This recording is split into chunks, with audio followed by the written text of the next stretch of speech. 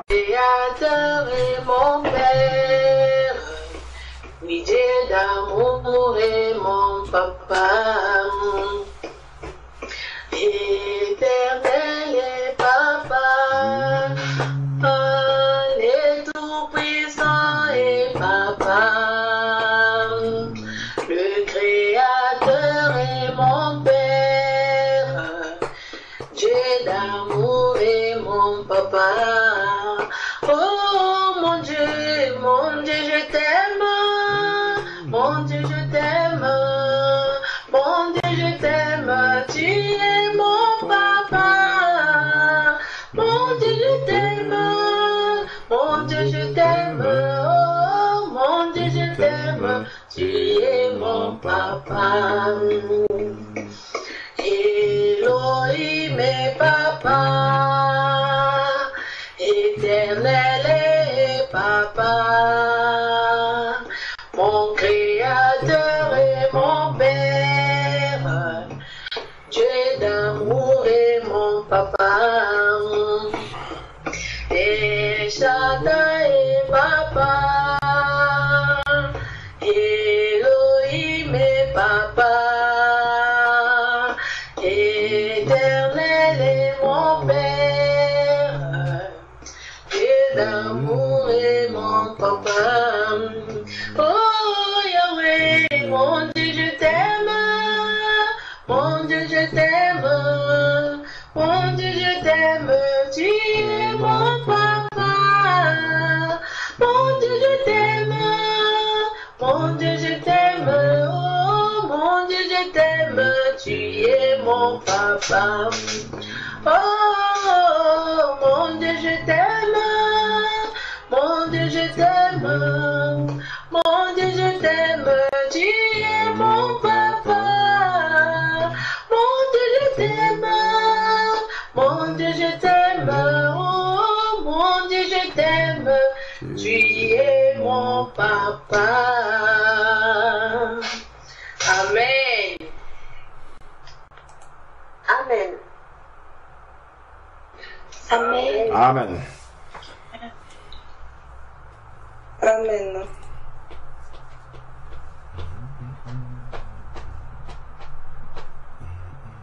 Bonsoir les bien-aimés, j'ai une question. J'ai une question, en fait, c'était pour savoir, je suis arrivée au milieu de ce que le frère Georges expliquait justement sur le mariage, et c'était juste une question, parce que, en fait, c'était juste pour savoir si vendredi dernier, parce que de mémoire, je ne me souviens plus si il avait été abordé justement le chapitre d'Esdras 10. Comme ça, au cas où ça va faire que vous n'avez pas à vous répéter. En fait, sur le renvoi des femmes étrangères, en fait, c'était par rapport à ça. Non. Sois béni, ma soeur. Ma question aussi, je voulais vous poser la même chose. Voilà. Donc, en fait, la question, en fait, c'est, bon, là, visiblement, le peuple d'Israël a renvoyé les femmes étrangères avec les enfants. Pourquoi là, ça a été accepté? Enfin, j'assume que là, ça a été accepté par le Seigneur que l'on renvoie les femmes étrangères et les enfants. Donc c'est pas un peu pareil que lorsque un enfant de Dieu avec une personne païenne, ben, tu découvre que la pécheur veut se séparer. Enfin, je sais que ce n'est pas ce qu'il faut faire, mais en fait c'est juste pour la compréhension. Amen.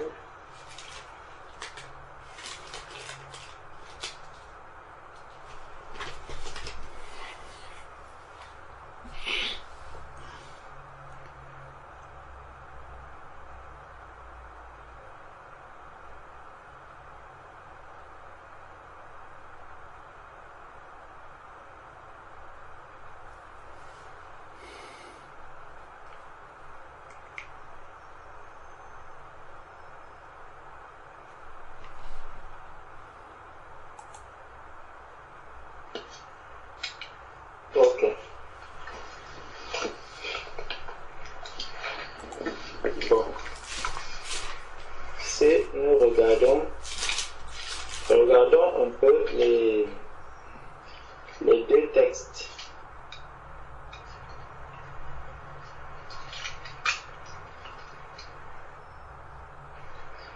Nous allons voir la situation qui existe dans ces deux textes-là pour comprendre exactement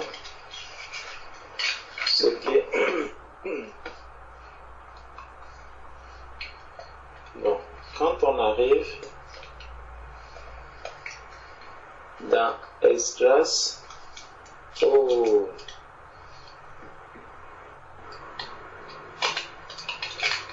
chapitre 10. Bon, avant le chapitre 10, il y a d'abord le mieux serait pour bien comprendre ce qui se passe. Ici, on peut d'abord retourner, monter déjà au chapitre 9. Au chapitre 9 pour voir un peu ce qui est en train de se passer. Donc, Esdras, chapitre 9. Bon, je ne sais pas quel texte on va prendre, mais commençons au verset 1. On verra. Après que cela fut terminé, les chefs s'approchèrent de moi en disant: le peuple d'Israël, les sacrificateurs et les Lévites ne se sont point séparés des peuples de ces pays, et ils imitent leurs abominations.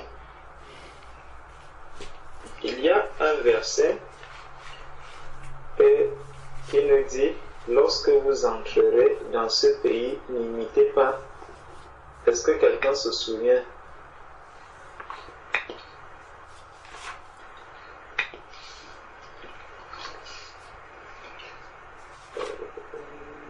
C'est dans Exode, je crois que c'est dans Exode.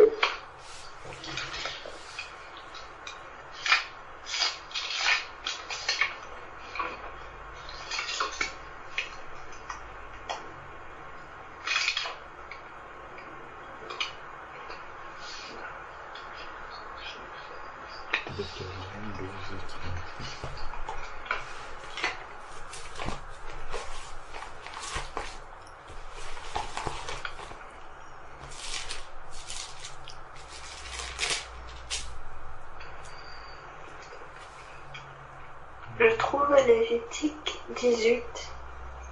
Ah, Lévitique 18, hein? Oui, verset 3. Merci.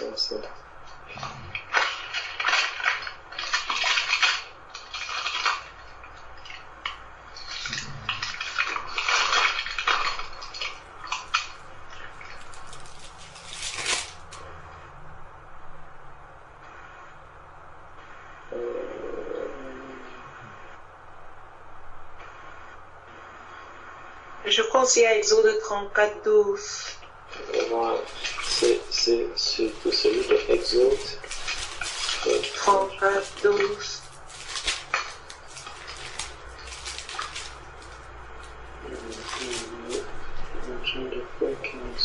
Un piège pour toi. Il y a un autre verset qui parle directement et qui dit: n'imite pas les abominations qui se font dans ce pays.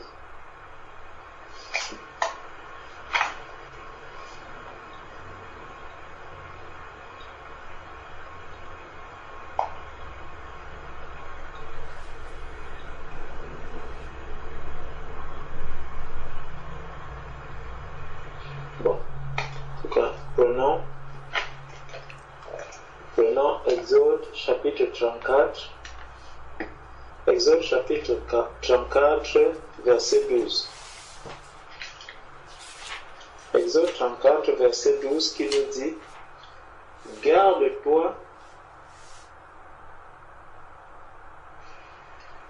Commençons au verset 8. Aussitôt Moïse s'inclina à terre et se prosterna. Il dit: Seigneur, si j'ai trouvé grâce à tes yeux, que le Seigneur marche au milieu de nous, car c'est un peuple au cou roide. Pardonne nos iniquités et nos péchés, et prends-nous pour ta possession.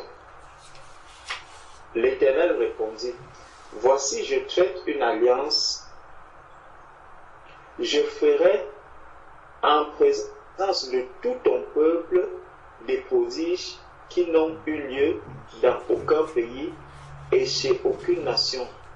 Tout le peuple qui t'environne verra l'œuvre de l'Éternel, et c'est par toi que j'accomplirai des choses terribles. Prends garde à ce que je t'ordonne aujourd'hui.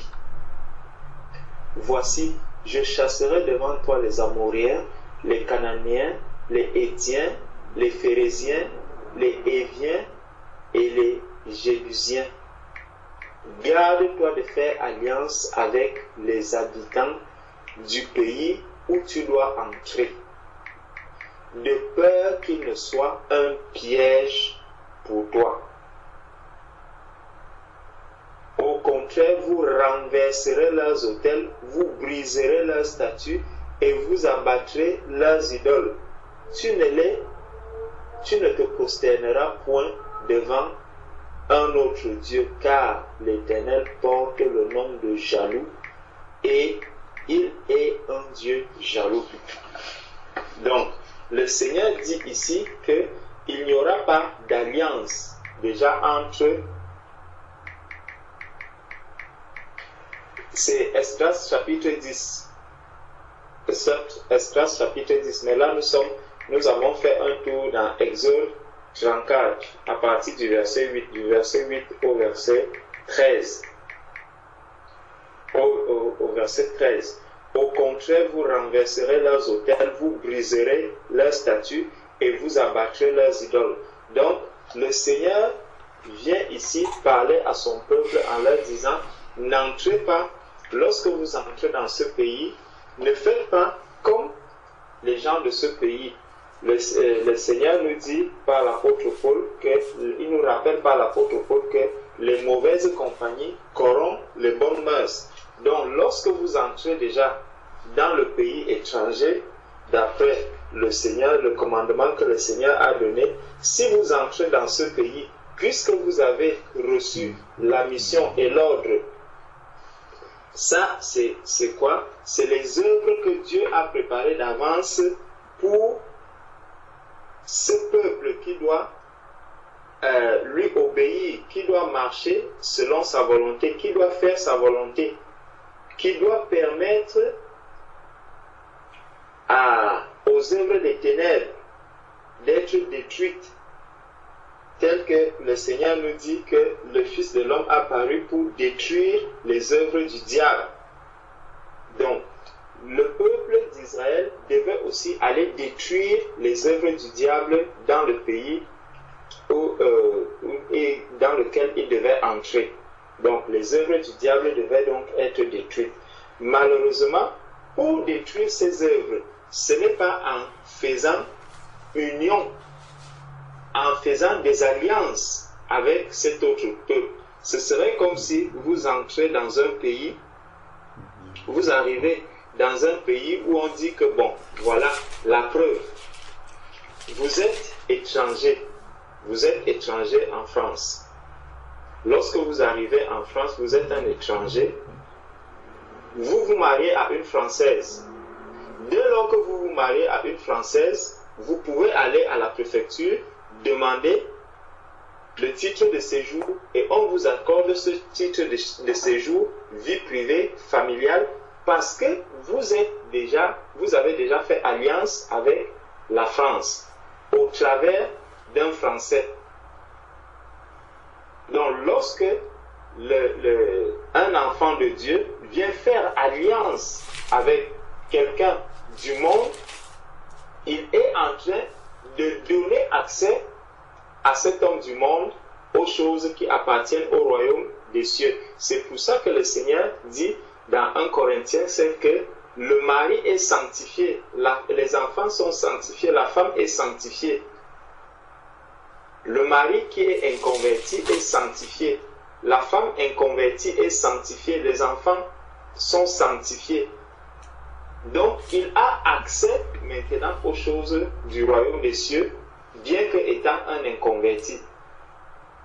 Et n'oublions pas, ce qui se passe ici, dans l'ancienne alliance, en fait, c'est l'ombre des choses à venir. C'est l'ombre des choses à venir. Ce n'est pas que Dieu, dans l'ancienne alliance, Dieu était encore en train de montrer une ombre de ce qui devait se passer avec la nouvelle alliance. Donc Dieu ne va pas encourager cela. Dieu va réprimander plutôt cela. Il va réprimander ces alliances qui pouvaient être faites entre les nations, entre les païens et, je dis les païens, entre les autres nations et le peuple d'Israël et son peuple à lui. Dieu il voulait reprendre cela. Et Dieu, justement, comme on a vu là dans Exode, Dieu se révèle comme un Dieu jaloux. Il est jaloux de l'esprit qu'il a mis en nous. Donc, il ne permet pas que son esprit puisse faire une alliance avec un autre esprit. Il ne permet pas ces alliances-là. Dieu ne les tolère pas. Il ne les valide pas. Donc, quand on revient maintenant dans Esdras au chapitre 9, on voit donc que Esdras chapitre 9, verset 2, il est dit, car, donc verset 1, après que cela fut terminé, les chefs s'approchèrent de moi en disant, le peuple d'Israël, les sacrificateurs et les Lévites ne se sont point séparés des peuples de ces pays, et ils imitent leurs abominations, celles des Cananéens, des Hétiens, des Phérésiens, des Jébusiens, des Ammonites, des Moabites, des Égyptiens et des Amoriens, car ils ont pris leurs filles pour eux et pour leurs fils et ont mêlé la race sainte avec les peuples de ces pays. Comprenez bien le langage que le Saint-Esprit utilise ici. Ils ont pris leurs filles pour eux et pour leurs fils et ont mêlé la race sainte avec les peuples de ces pays, et les chefs et les magistrats ont été les premiers à commettre ce péché. Quand on parle du peuple du Seigneur, on dit la race sainte. Les autres, on les appelle les peuples. Donc, en termes de langage, ça montre déjà la sainteté du Seigneur, la sainteté de la race élue, la race du Seigneur. Nous sommes un sacerdoce royal, un peuple élu. Donc le Seigneur est déjà ici en train de montrer la couleur. Il dit, lorsque j'entendis cela, je déchirai mes vêtements et mon manteau. Vous voyez, rien que parce qu'il y a eu un mariage, parce qu'il y a eu ces alliances. Esdras, qui est un enfant de Dieu, il a compris ces choses. Il voit quelle abomination a été commise. Ce qu'il fait, c'est quoi? C'est qu'il déchire les vêtements. Il déchire ses vêtements. Lorsque j'entendis cela, je déchirais mes vêtements et mon manteau. Je m'arrachais les cheveux de la tête et les poils de la barbe, et je m'assis désolé. Seulement, regardons le mariage, ce que c'est que faire alliance avec les nations, faire alliance avec les païens aujourd'hui, entre un enfant de Dieu. Lorsqu'un enfant de Dieu se présente à une mairie avec un païen à ses côtés, si Esdras était là, Esdras allait déchirer ses vêtements. Il déchire ses vêtements, il s'arrache les cheveux de la barbe.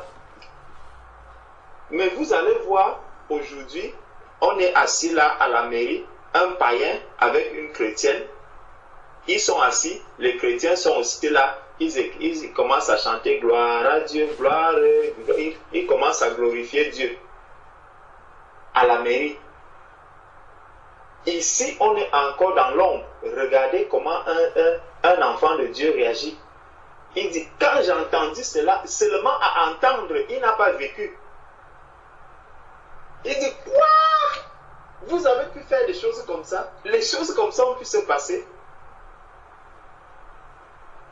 Il est étonné, épaté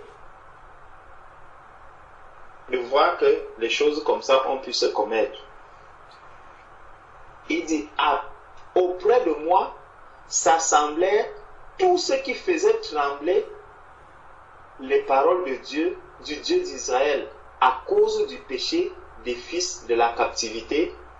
Et moi, je restais assis et désolé jusqu'à l'offrande du soir.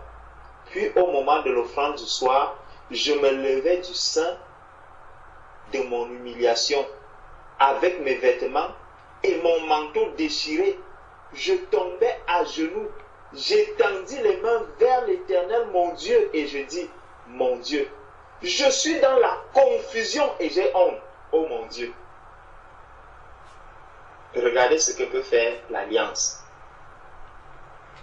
Quand on arrive à la mairie aujourd'hui, vous voyez un monsieur bien assis, cravate au cou, avec une sœur qui est bien voilée, elle est bien couverte, assise. Quand vous regardez, on vous dit c'est qui? Ah, c'est la servante telle.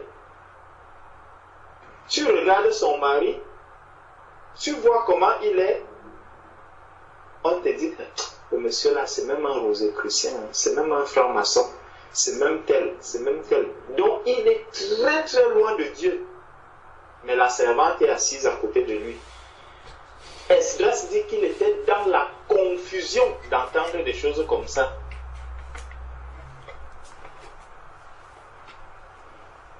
Il dit, puis au moment de l'offrande le soir, je me levais du sein de mon humiliation. Donc il s'est senti humilié.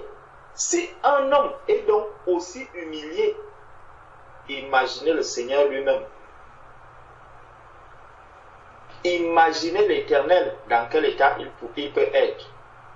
Il dit, avec mes vêtements et mon manteau déchiré, je tombais à genoux. La seule chose qu'il pouvait faire, c'est étendre les mains vers l'Éternel. Et je dis, mon Dieu, je suis dans la confusion et j'ai honte, oh mon Dieu, de lever ma face vers toi. Donc il a honte de regarder même le ciel. Seulement parce qu'il a entendu qu'il y a eu des alliances entre la race sainte et les autres peuples.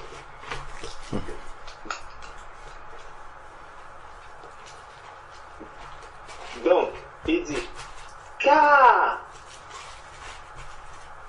nos iniquités se sont multipliées par-dessus nos têtes et nos fautes ont atteint jusqu'aux cieux. Depuis les jours de nos pères, nous avons été grandement coupables jusqu'à ce jour. Et c'est à cause de nos iniquités que nous avons été livrés, nous, nos rois et nos sacrificateurs, aux mains des rois étrangers, à l'épée, à la captivité, au pillage et à la honte qui couvre aujourd'hui notre visage. Et cependant, l'Éternel notre Dieu vient de nous faire grâce en nous laissant quelques réchappés et en nous accordant un abri dans son saint lieu afin d'éclaircir nos yeux et de nous donner un peu de vie au milieu de notre servitude. La grâce de Dieu, quand elle arrive, car nous sommes esclaves, mais Dieu ne nous a pas abandonnés dans notre servitude. Il nous a rendus les objets de la bienveillance des rois de Perse pour nous conserver la vie afin que nous puissions bâtir la maison de notre Dieu et en relever les ruines et pour nous donner une retraite en Juda et à Jérusalem. Ce verset est très important. Il dit, il nous a rendus les objets de la bienveillance des rois de Perse pour nous conserver la vie. Le but c'est de faire quoi? afin que nous puissions bâtir la maison de notre Dieu. Bâtir la maison de notre Dieu et en relever les ruines. Et pour nous donner une retraite en Juda. Donc, bâtir la maison de notre Dieu. Atteindre la stature parfaite de Christ. Nous devons atteindre la stature parfaite de Christ. Nous devons adorer notre Dieu, louer notre Dieu, glorifier notre Dieu. Maintenant, que dirons-nous après cela? Ô notre Dieu, car nous avons abandonné tes commandements. Or, nous avons vu, celui qui m'aime garde mes commandements. Il sera aimé de mon Père et nous viendrons en lui. Que tu nous avais prescrit par tes serviteurs les prophètes en disant, le pays dans lequel vous entrez pour le posséder est un pays souillé par les impuretés des peuples, de ces contrées par les abominations dont ils l'ont rempli d'un bout à l'autre avec leurs impuretés. Ne donnez donc point vos filles à leurs fils, et ne prenez point leurs filles pour vos fils, et n'ayez jamais souci, ni de leur postérité, ni de leur bien-être. Et ainsi, vous deviendrez forts, vous mangerez les meilleures productions du pays, et vous le laisserez pour toujours en héritage à vos fils. Donc, voici un commandement ici que le Seigneur donne à ce peuple précis. À ce peuple précisément qui est ici, le Seigneur leur dit, ne donnez point vos filles à leurs fils et ne prenez point leurs filles pour vos fils et n'ayez jamais souci ni de leur postérité, ni de leur bien-être. Et ainsi, vous deviendrez forts, vous mangerez les meilleures productions du pays et vous le laisserez pour toujours en héritage à vos fils. Après tout ce qui nous est arrivé à cause des mauvaises actions et des grandes fautes que nous avons commises, quoique tu ne nous aies pas, ô notre Dieu, puni en proportion. Bon, donc on voit ce cas qui est déjà là. Avant d'arriver au chapitre 10, regardons aussi ce que Dieu avait fait entre Abraham et Sarah. Dieu avait aussi fait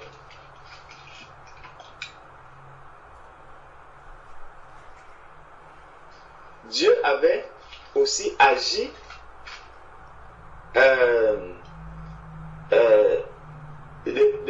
de cette manière. Dieu avait aussi agi de cette manière vis-à-vis de Ismaël. Vis-à-vis de Ismaël. Lorsque Dieu avait lorsque Sarah avait demandé à son mari de chasser Ismaël, Dieu ne lui a pas dit que non, garde Ismaël. Mais la question c'est, est-ce que Ismaël était l'enfant d'Abraham ou pas? C'était bien son enfant. C'était bien son enfant. Mais Dieu avait un plan par rapport à la vie d'Ismaël. Dieu avait aussi un plan par rapport à la vie que Sarah et Abraham devaient mener. Donc, si aujourd'hui, on prend le cas d'Abraham et on en fait une doctrine, par exemple, en disant que non, si quelqu'un a fait un enfant comme ce que Abraham avait fait, alors forcément, cet enfant-là, tu ne dois jamais t'en occuper et tout. Le Seigneur nous dit aussi, si quelqu'un ne prend pas soin des siens, c'est comme s'il a renié la foi.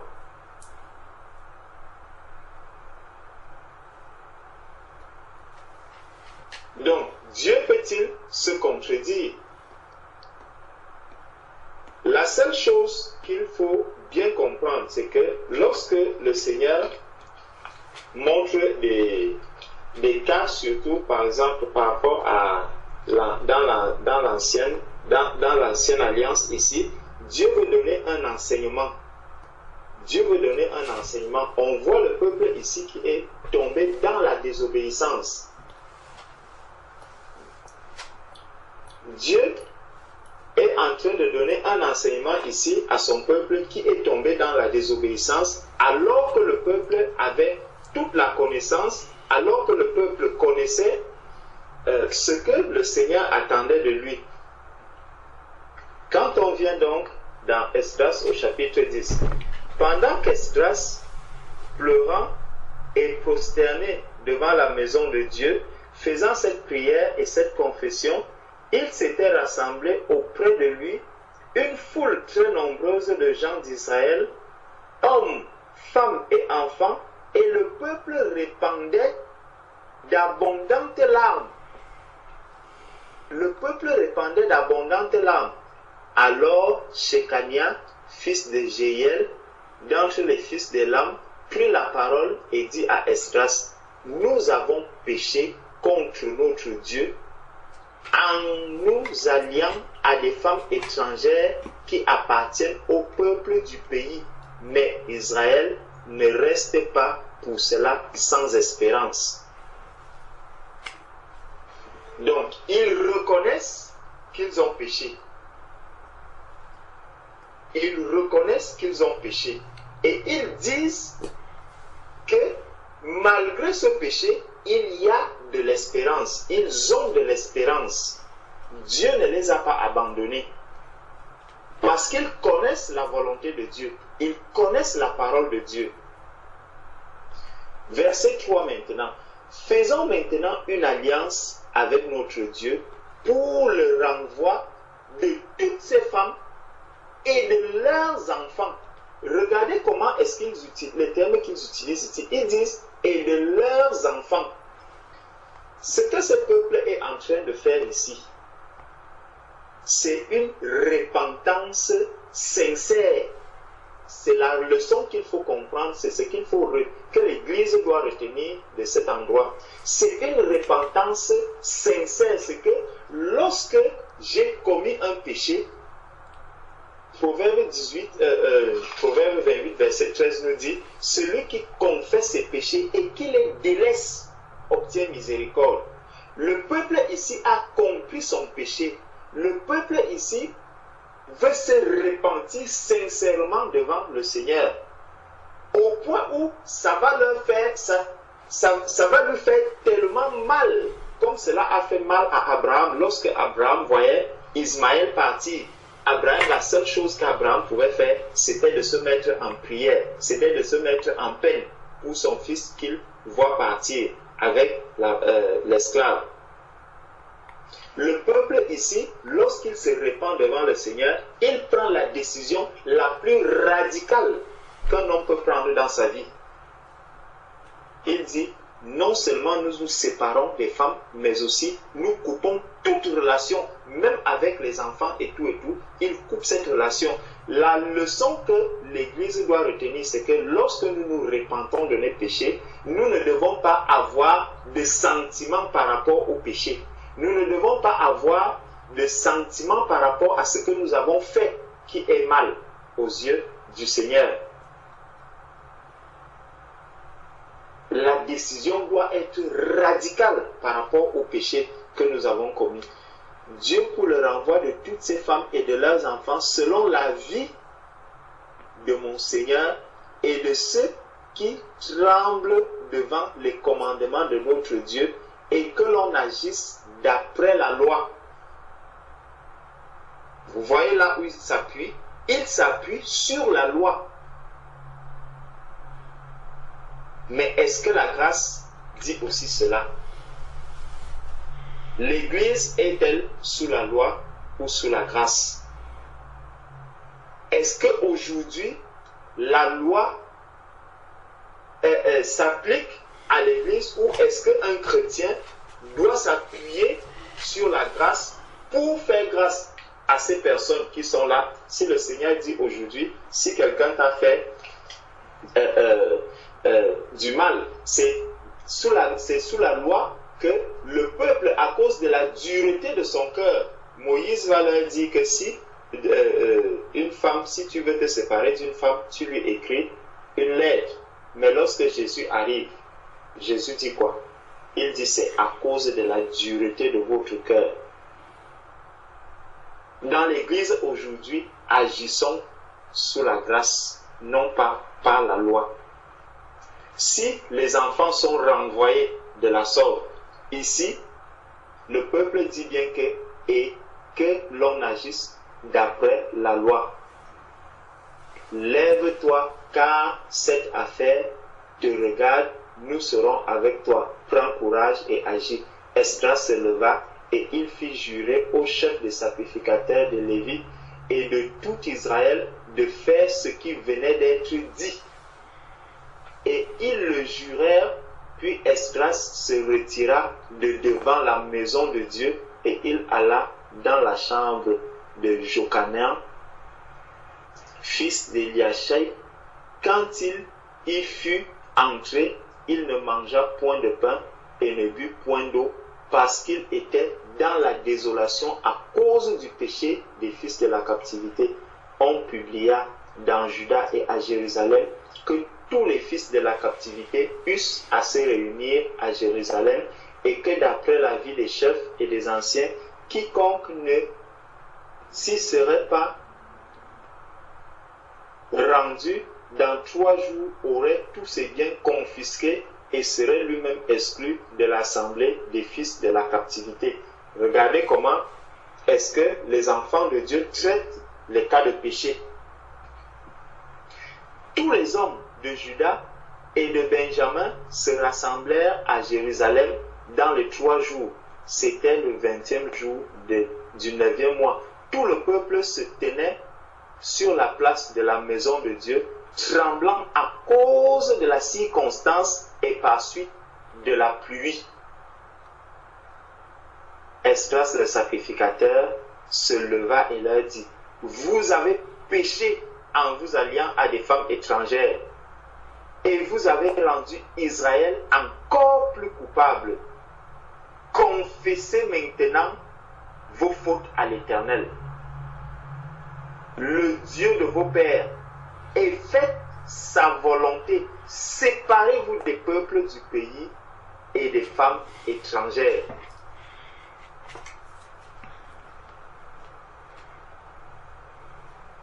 Ça, c'est ce que Esdras vient dire. Bon, regardez, dans le verset 3, il y a quelqu'un qui a parlé. Il y a dans le verset 3. Regardons un peu qui a parlé dans le verset 3. Alors Shekania, fils de Jéel, d'entre les fils d'Élam, prit la parole et dit à Esdras: nous avons péché contre notre Dieu en nous alliant à des femmes étrangères qui appartiennent au peuple du pays, mais Israël ne reste pas pour cela sans espérance. Faisons maintenant une alliance avec notre Dieu pour le renvoi de toutes ces femmes et de leurs enfants, selon la vie de mon Seigneur et de ceux qui tremblent devant les commandements de notre Dieu, et que l'on agisse d'après la loi. Ça, c'est au verset 3, et on nous dit que c'est Shekania, fils de Jéel, qui était en train de parler ici. Dans le verset 11, on nous dit: confessez maintenant, c'est Esdras qui parle, confessez maintenant votre faute à l'Éternel, le Dieu de vos pères, et faites sa volonté. Séparez-vous des peuples du pays et des enfants étrangers, et des femmes étrangères. Toute l'assemblée répondit d'une voix haute: à nous de faire comme tu l'as dit. Mais le peuple est nombreux, le temps est à la pluie, et il n'est pas possible de rester dehors. D'ailleurs, ce n'est pas l'œuvre d'un jour ou deux, car il y en a beaucoup parmi nous qui ont péché dans cette affaire. Que le chef reste donc pour toute l'assemblée et tous ceux qui, dans nos villes, se sont alliés à des femmes étrangères viendront à des époques fixées avec les anciens et les juges de chaque ville, jusqu'à ce que l'ardente colère de notre Dieu se soit détournée de nous au sujet de cette affaire.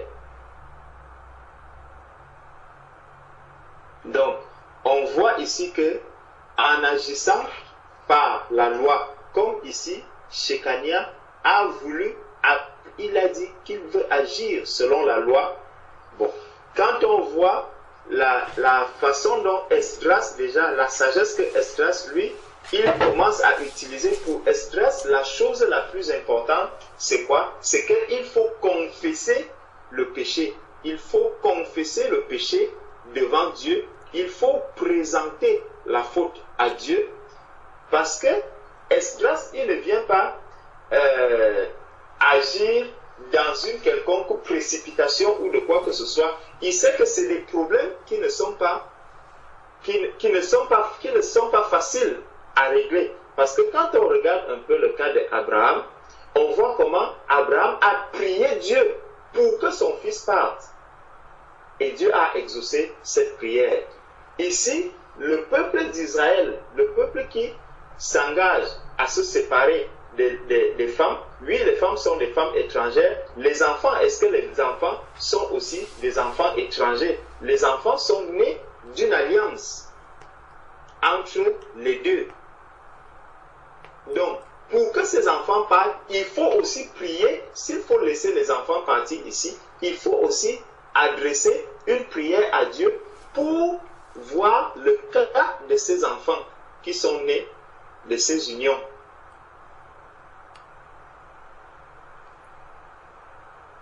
De ces unions. Maintenant, quand on repart justement dans 1 Corinthiens 7, on voit Dieu qui dit pour enlever déjà le cas d'une femme et d'un frère qui sont nés dans des enfants qui sont nés dans le mariage, pour dire que bon, la séparation, déjà de ce côté, on a compris que la séparation ne peut pas venir de Dieu. Même les enfants, on va les garder. Maintenant, est-ce qu'une sœur déjà qui va se marier avec un inconverti, ça déjà il faut, si vous voyez un cas comme celui-là, avant de commencer de penser que bon, comment on va faire des enfants, cherchons déjà à tuer l'œuf dans le ventre. C'est là le problème. N'attendons pas que les enfants naissent pour qu'on dise on va faire quoi des enfants. Non, tuons l'œuf dans le ventre dès le début. Si c'est une sœur, conseillons la sœur en lui disant ma sœur ne fais pas ceci. N'attendons pas quand les enfants vont arriver. Maintenant, si les enfants sont nés alors que les deux sont païens, ils sont tous les deux païens, ils doivent garder l'enfant qui est là. Donc, ne tombons pas déjà dans la désobéissance pour par la suite aller dire que bon, si l'enfant est arrivé après maintenant, comment est-ce que je dois faire? Maintenant, si la personne, parce qu'on voit bien là que le peuple d'Israël connaissait la loi de Dieu, ils étaient conscients de ce que Dieu connaissait. Maintenant, si les personnes ne connaissaient pas la parole de Dieu, le Seigneur dit, Dieu sans tenir compte des temps d'ignorance, appelle tous les hommes à se repentir.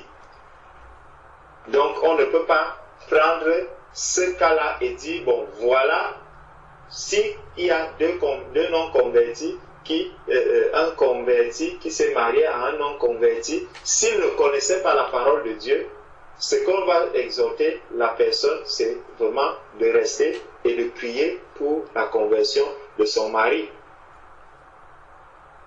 C'est la seule chose. On ne dira pas à la personne que, ah, comme tu étais déjà né de nouveau, il faut chasser l'homme, il faut faire ceci. Non, avec la sagesse de Dieu, ça ne pourra pas marcher.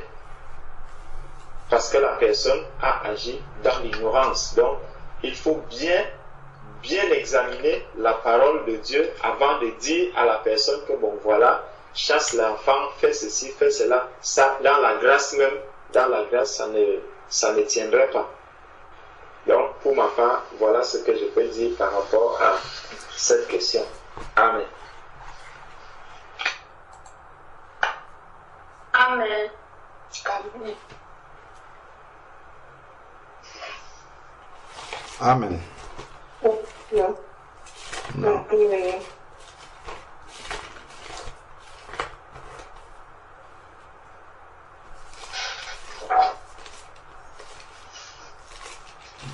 Donc, il y a 2 points que je veux rajouter.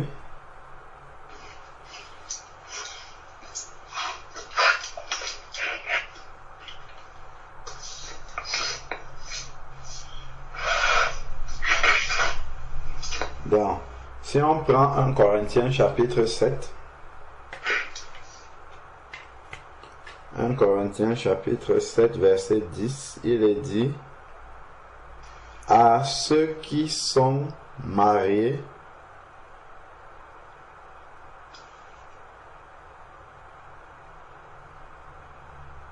j'ordonne non pas moi, mais le Seigneur, que la femme ne se sépare pas de son mari.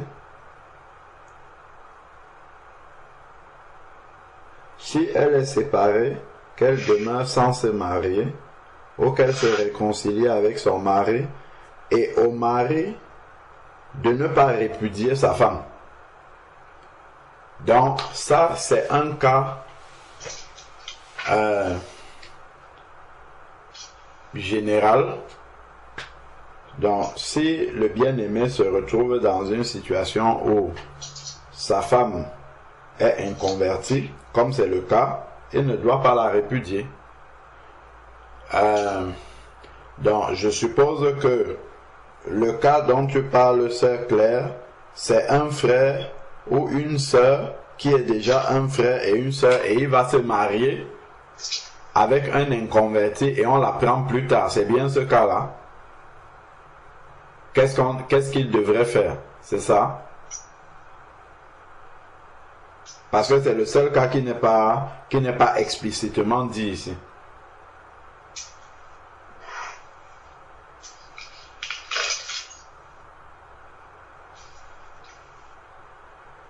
Parce que le cas qui est en dessous, c'est les deux étaient païens et un s'est converti au Seigneur.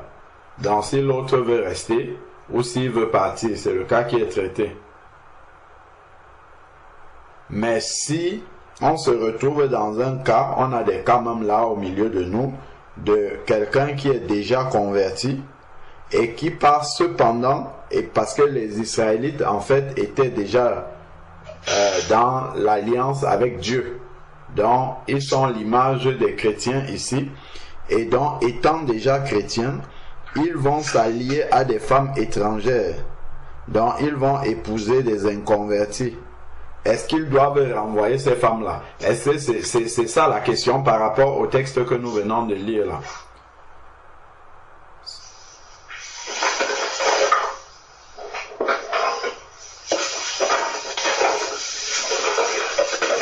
Est-ce que c'est ça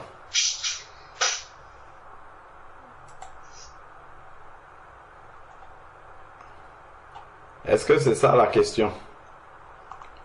Ou en tout cas le cas à traiter?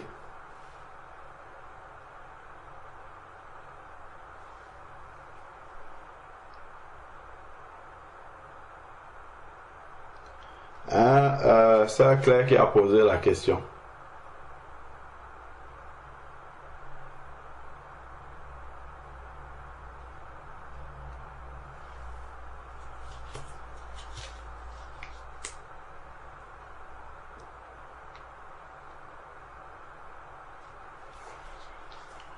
Est-ce que c'est clair avec nous?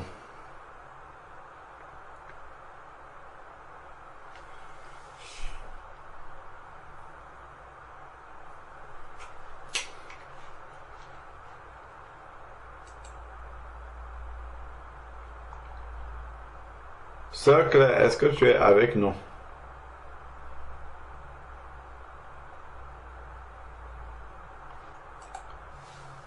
Je ne sais pas si ton micro ne fonctionne pas ou bien...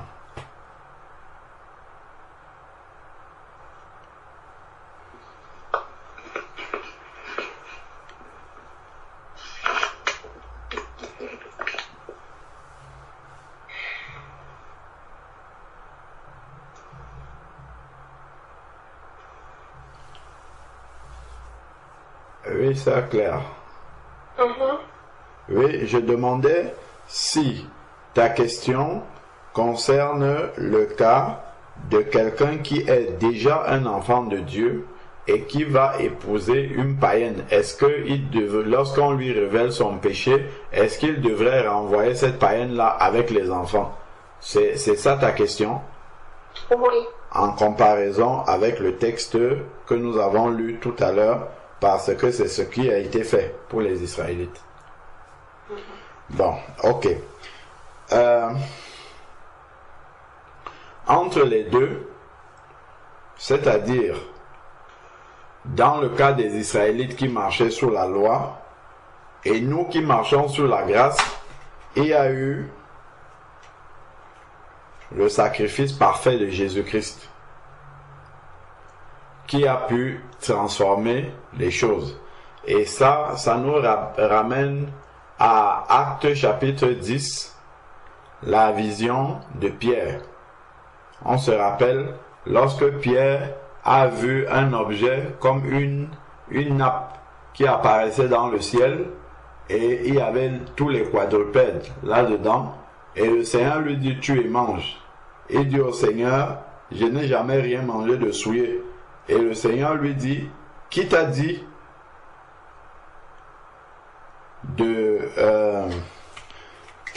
d'appeler impur ce que moi j'appelle pur? Tu et mange. Et donc le Seigneur était en train de lui montrer que il n'y a pas que les Israélites qui sont sauvés.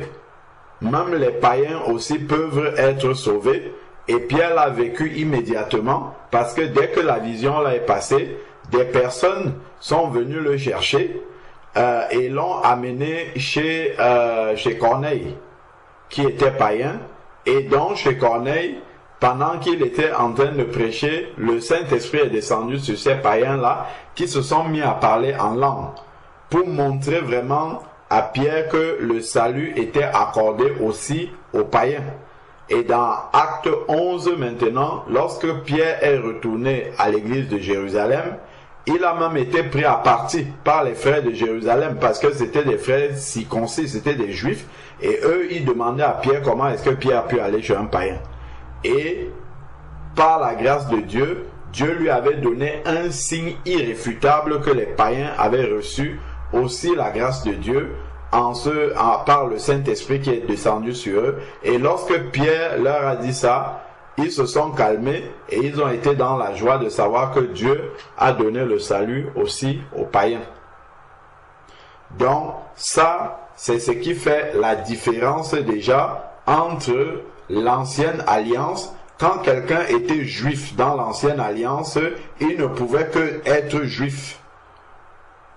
Un non-juif ne pouvait jamais devenir juif. Il ne pouvait pas retourner dans le ventre de sa mère et naître comme un juif. C'est pour ça que Pierre, dans son esprit, ne pouvait pas accepter, ne pouvait pas concevoir qu'il peut entrer chez un païen. Parce que ce païen-là ne pouvait jamais se transformer et devenir un juif.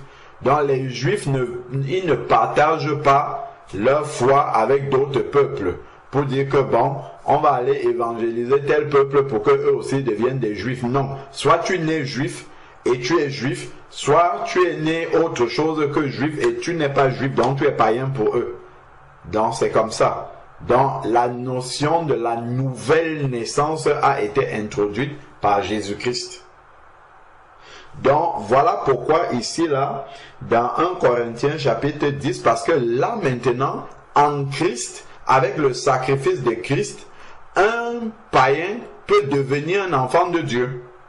Ce qui n'était pas le cas dans la loi. Un païen ne pouvait jamais devenir un juif. Ce n'était pas possible. Parce qu'il aurait fallu qu'il retourne dans le ventre de sa mère pour sortir un juif. Parce qu'on est juif par la maman, d'ailleurs. Donc, il fallait qu'il retourne dans le ventre d'une femme et qu'il sorte juif pour être juif. Ce qui n'était pas possible humainement.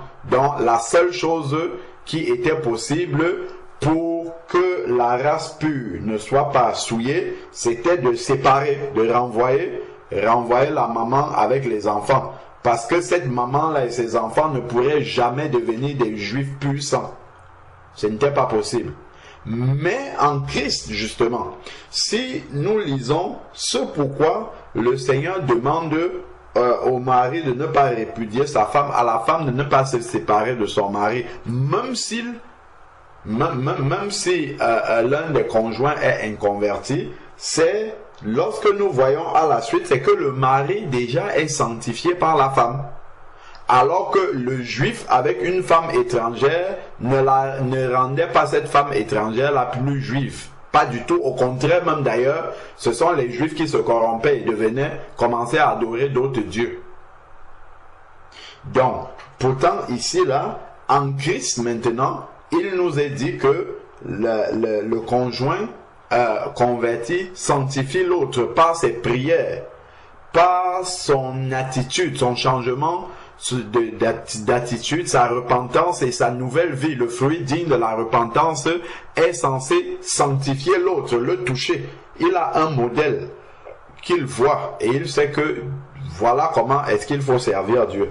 Donc, le conjoint inconverti, c'est pour ça qu'on dit Marie, sais-tu si c'est toi qui sauveras ta femme ou inversement. Donc, si Dieu les laisse ensemble, le conjoint converti et le conjoint inconverti, c'est parce que c'est dans l'espérance que l'inconverti se convertisse, parce que cela est possible. Mais dans le cas d'un Israélite, je me répète 10 000 fois, dans le cas d'un Israélite, avec un non-Israélite, il n'était jamais possible, même s'ils restaient 1000 ans ensemble, que le païen devienne un juif. Ça, ce n'était pas possible. Donc, voilà un peu ce que nous pouvons... la principale différence entre les deux, c'est qu'avec le sacrifice de Christ, et d'ailleurs, nous pouvons voir cet aspect-là dans Jean chapitre 3, lorsque Jésus parle avec Nicodème, lorsqu'il dit que si quelqu'un, pour voir le royaume des cieux, il faut naître d'eau et d'esprit. Nicodème, qu'est-ce que Nicodème lui répond? Il lui répond, faut-il retourner dans le ventre de sa mère et naître? C'est justement cet esprit-là qu'il avait derrière Nicodème. C'est de dire que si quelqu'un doit devenir juif, là, c'est parce que pour lui, il n'y a que, n'oublions pas que le premier verset de Jean chapitre 3 nous dit que Nicodème c'était un chef des pharisiens. Donc il avait la même mentalité que Pierre avant qu'il n'ait cette vision-là et qu'il ne vive ce qu'il a vécu chez Corneille. Donc on ne peut être sauvé que étant juif. Donc pour lui, pour être un bon juif, il faut passer par le ventre humain d'une maman pour sortir juif. C'est ça que lui, il avait derrière l'esprit. Alors que Jésus parlait d'une naissance spirituelle. Et là, par la naissance spirituelle, même les païens peuvent naître spirituellement et devenir convertis. Alors que, avant, cela n'était pas possible de faire partie du peuple de Dieu comme ça, juste en décidant de confesser une parole. Donc voilà la principale différence. Donc voilà pourquoi dans la nouvelle alliance, le Seigneur peut demander, il recommande même d'ailleurs que l'inconverti que le converti n'aille pas provoquer le divorce pour se séparer de l'inconverti, parce que le ministère qu'il a reçu, c'est de gagner cet inconverti-là à Christ. Ce qui ne veut pas dire, bien entendu, qu'on doit aller épouser un inconverti. Celui qui va épouser un inconverti au sel, ça se passe comme le frère nous expliquait tout à l'heure, qu'il va apporter aussi les conséquences avec beaucoup de tribulations dans la chair. Amen. Amen.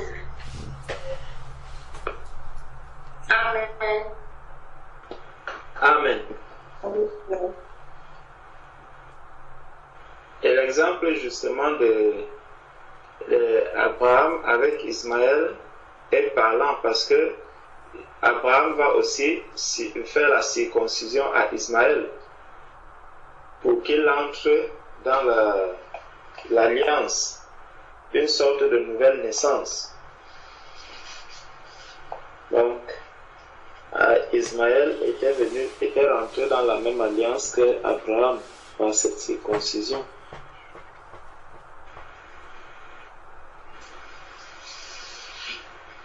Amen. Amen. Mais malheureusement, on ne peut pas circoncire une femme.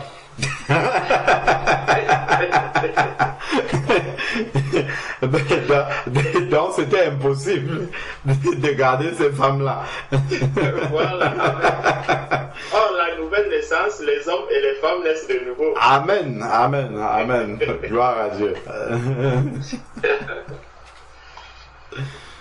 Donc, ce qui est dans l'ombre reste dans l'ombre. Amen, amen, amen. Amen.